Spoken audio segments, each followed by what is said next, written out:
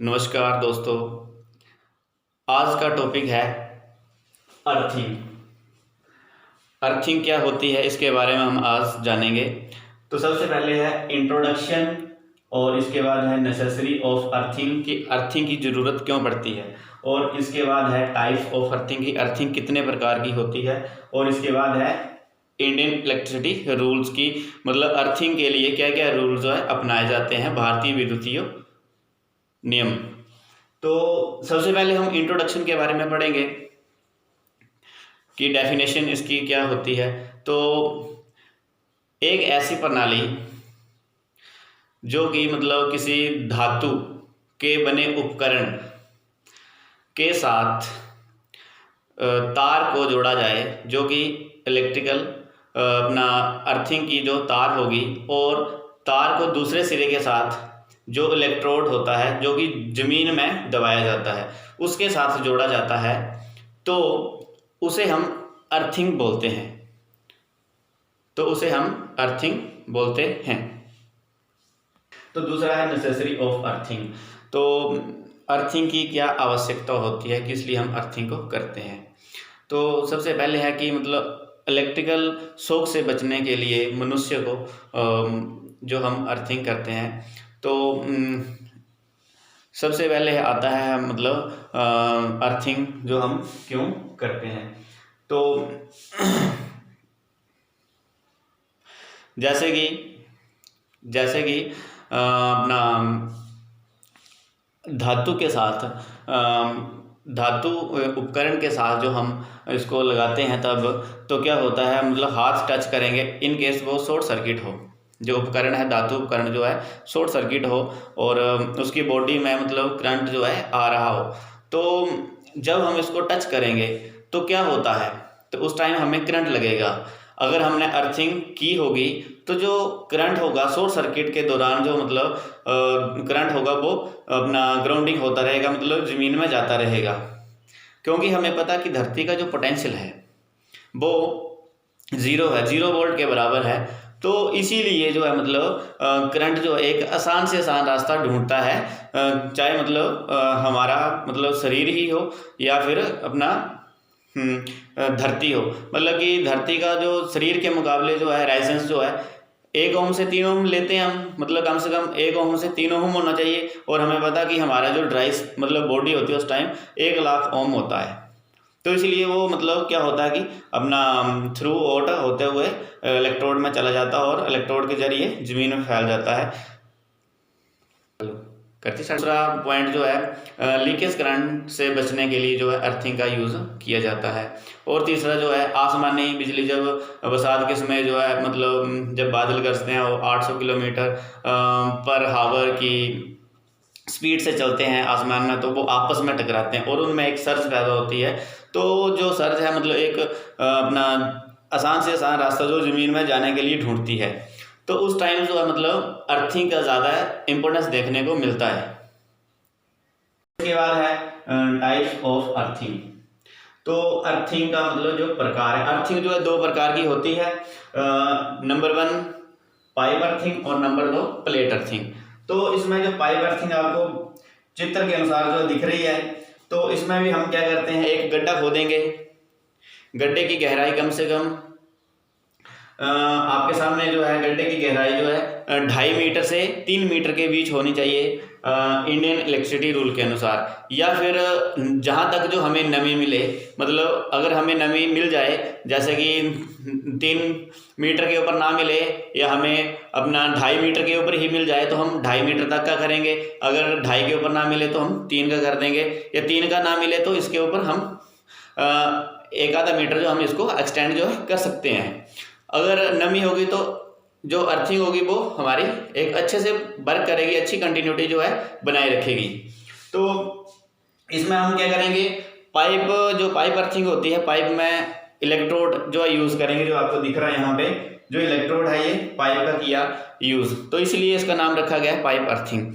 इसका जो साइज है 2 मीटर से लेके 2.5 मीटर तक का होना चाहिए, और ये नीचे से एक कलम की तरह कटा होना चाहिए ताकि ज़मीन में अच्छी तरह से गड़ा रह सके। और इसमें जो होल किए जाते हैं, यहाँ पे होल किए हैं, यहाँ पे होल किए हैं, यहाँ पे होल किए हैं, ताकि इन होल्स के द्वारा ऊपर जो फनल दिख रही है, ये जो कीप है, इस ढक्कन को खोल के हम यहाँ से पानी डालते रहेंगे और यहाँ पे नमी जो है पानी के थ्रू जो बरकरार रहेगी और अर्थिंग जो अच्छा काम करेगी। और यहाँ पे जो लेयर, अलग अलग टाइप की लेयर हमने डाली यहाँ पे, चारकोल और साल्ट, मतलब कि नमक और कोयले की जो हम लेयर डालते हैं ताकि नमी जो है लॉन्ग टर्म जो है बरकरार रहे। और यहाँ पे जो पाइप इलेक्ट्रोड है उसका साइज जो है 19.5 mm तक का होना चाहिए। और यहाँ पे ऊपर जो है एक चैम्बर बनाया है सीमेंट कंक्रीट का, कि ताकि कल को हम नमी ना रहे या अर्थिंग को हमने चेक ही करना है, तो हम यहाँ से जो कास्ट आयरन का कवर ये आपको दिख रहा है, यहाँ से इसको खोल के हम यहाँ से पानी भी डाल सकते हैं। इसकी जो चेकिंग जो हम समय के ऊपर जो है कर सकते हैं। और यहाँ पे अर्थ वायर है, ये दिख रही है अर्थ वायर। तो इसका जो साइज है, जैसे हम साइज है इसका कितना होना चाहिए, GI का 6 SWG और कॉपर का 8 SWG के करीब करीब जो है होना चाहिए इंडियन इलेक्ट्रिसिटी रूल के अनुसार। यहाँ पे ये ग्राउंड है, ग्राउंड के ऊपर जो सिस्टम सारा जो है ये फिट किया गया है, कास्ट आयरन कवर जो है। और नीचे जो हमने यहाँ पे यूज किया है इसको, गड्ढे को लगा के और अर्थिंग की है नीचे। और यहाँ पे जो हम बात करेंगे प्लेट अर्थिंग की, तो प्लेट अर्थिंग भी गड्ढा जो है सेम ही होगा, सेम ही कंडीशन होंगी। और इसमें एक खास बात है कि जो इलेक्ट्रोड है वो इलेक्ट्रोड के ऊपर ही नाम पड़ा है इसका प्लेट। तो प्लेट का हम यहाँ पे इलेक्ट्रोड यूज कर रहे हैं। ये एक गड्ढा है और गड्ढे में हमने दबाया है इसको प्लेट इलेक्ट्रोड को। तो इसका जो साइज है, इसका साइज जो होता है, जैसे हम GI की बात करें तो GI में 60 सेंटीमीटर लंबा, 60 सेंटीमीटर ही चौड़ा, और इसकी जो मोटाई है मतलब 6.35 mm के करीब होनी चाहिए। और जो कॉपर है, कॉपर का लंबाई चौड़ाई इसके सेम ही होगी, 60 सेंटीमीटर लंबा और 60 सेंटीमीटर चौड़ा, और इसकी जो मोटाई है वो होगी 3.15 mm के करीब होती है। और यहाँ पे मतलब जैसे ही पाइप अर्थिंग में किया है सेम ही यहाँ पे भी वैसे ही है, चैम्बर भी सेम वैसे ही बनाया गया है, कीप भी वैसे ही लगाई गई है। और इसमें एक कंडीशन होती है कि अगर हम GI का इलेक्ट्रोड यूज कर रहे हैं तो यहाँ पे जो वायर, जैसे कि हम यहाँ पे वायर दिख रही है हमें, तो ये भी GI की ही होनी चाहिए। अगर हम कॉपर की यूज कर रहे हैं तो यहाँ पे भी कॉपर की ही होनी चाहिए। और इसके जो नेट वाशर जो लगाए गए हैं वो भी अगर GI के हैं तो GI की ही मतलब नेट वाशर होने चाहिए, अगर कॉपर के तो कॉपर के ही नेट वाशर जो है होते हैं।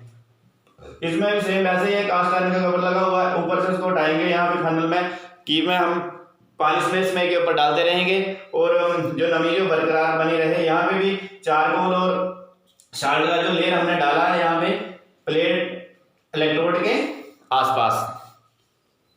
और चौथा पॉइंट है IE रूल, कि क्या क्या इसको रूल जो है करते समय हमें फॉलो करने चाहिए।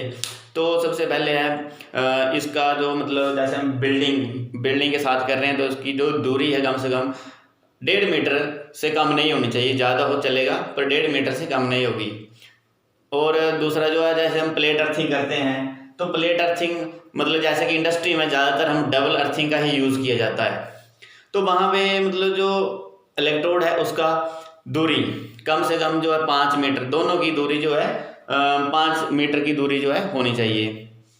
और इसे सूखे मौसम में मतलब मापना चाहिए अर्थ टेस्टर के द्वारा। और इसकी जो रेजिस्टेंस है 1 ओम से 3 ओम के बीच ही होनी चाहिए। अगर मतलब जैसे कि पहाड़ी क्षेत्र है तो उसमें 8 ओम से ज़्यादा नहीं होनी चाहिए, और एक साधारण पोजीशन के ऊपर जो है तो उसमें 5 ओम से ज़्यादा नहीं होनी चाहिए। अगर हमने रेजिस्टेंस जो है कम करनी है तो हम क्या करेंगे, पैरेलल में मतलब एक से ज़्यादा इलेक्ट्रोड जो है लगाकर हम रेजिस्टेंस को कम कर सकते हैं। जैसे कि हम यहाँ पे फार्मूला लगाते हैं 1/RT 1/R1 R2 R3, जितने हम इलेक्ट्रॉन लगाते जाएंगे उतनी ऑटोमेटिकली जो रेजिस्टेंस जो है कम होती जाएगी। धन्यवाद।